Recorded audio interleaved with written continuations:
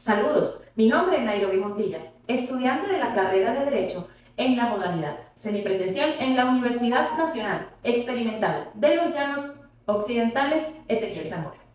Hoy hablaremos de la pérdida de los estatus. El estatus jurídico es definido como la situación de un grupo o de un individuo ante la ley, la cual determina sus derechos y sus deberes.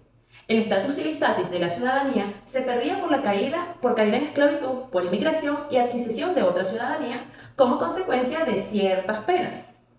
El estatus de un ciudadano romano se integraba de tres aspectos fundamentales: libertatis, status civitatis y status familiae. La pérdida de alguno de estos elementos implicaba una disminución de su capacidad. Las consecuencias, según el caso, significaban la pérdida de ciertos derechos y facultades. El estado de un ciudadano romano constituía la capacidad de derecho necesaria para actuar en la vida jurídica. Comprendía su libertad, su ciudadanía, su familia, y podía verse disminuido en ocasiones de hallarse incurso en algunas de las situaciones previstas por las leyes.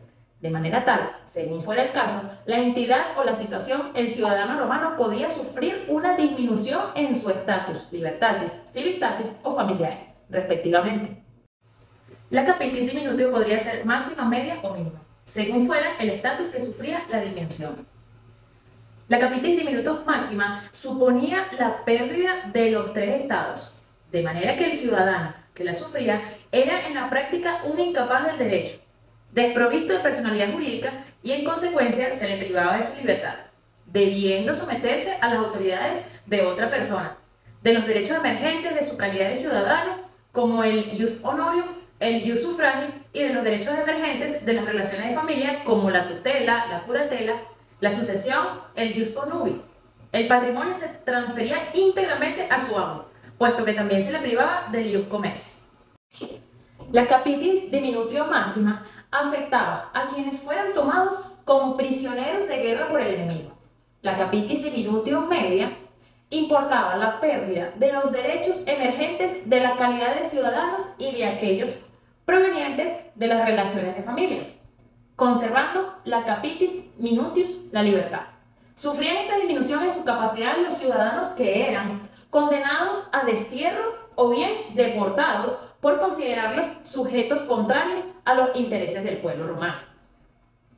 Finalmente, la capitis diminutio mínima importaba la pérdida de estatus familiar, es decir, de los derechos emergentes de las relaciones de familia, como por ejemplo, el derecho del sucesorio, la tutela, la curatela.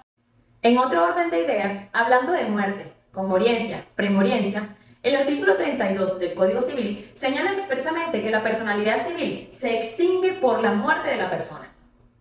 La muerte, como forma de extinción de la personalidad, supone el final de la capacidad jurídica de la persona. Pero ello no significa que la muerte no lleve aparejadas ciertas consecuencias de carácter jurídico, donde cobra gran importancia el derecho de sucesiones. La conmoriencia implica que el caso de dos personas llamadas a sucederse fallezcan en el mismo acto y el derecho presume que han muerto en el mismo tiempo y no ha lugar a la transmisión de derechos hereditarios del uno al otro. De esta manera nos encontramos con que deben darse dos presupuestos para que se presuma la conmoriencia. En primer lugar, por expresa disposición legal, las personas fallecidas deben estar llamadas a sucederse entre sí. En segundo lugar, la existencia de un estudio de duda acerca de quién ha muerto primero.